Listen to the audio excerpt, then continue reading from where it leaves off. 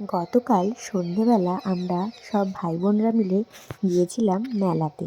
আমাদের এখানে প্রতি বছর শীতের সময় এই মেলাটা হয়। জানো তো, এর নাম উৎসব মেলা।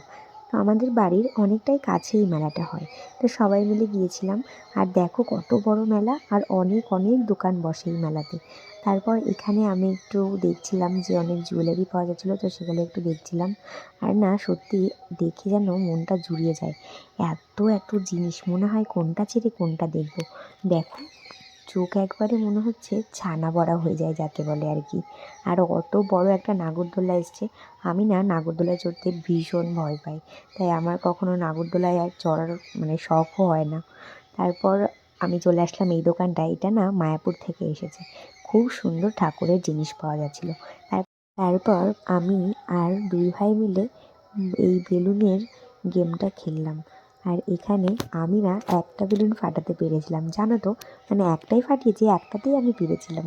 এর আগে আমি একবার পাট্টিকাবাড়ি মেলাতেও দেখেছিলে তোমরা ব্লগে, যে আমি ওখানেও একটা ফাটাতে পেরেছিলাম। আর এবার ফাটিয়েও খুব খুশি আমি। তারপর আমি দেখতে পেলাম এই পুতুলগুলো। একবার দেখো, পুতুলগুলো দেখতে কত কত কত মিষ্টি। আমার তো দেখে মানে চোখই সরাচ্ছিল না। কিন্তু যখন আমি এটার দাম জিজ্ঞেস করলাম, আই অ্যাম তো অবাক। এইগুলোর দাম বলে, বড় যেগুলো মানে দেখছো একটু বড়, সেগুলোর দাম 400 টাকা। বাপরে!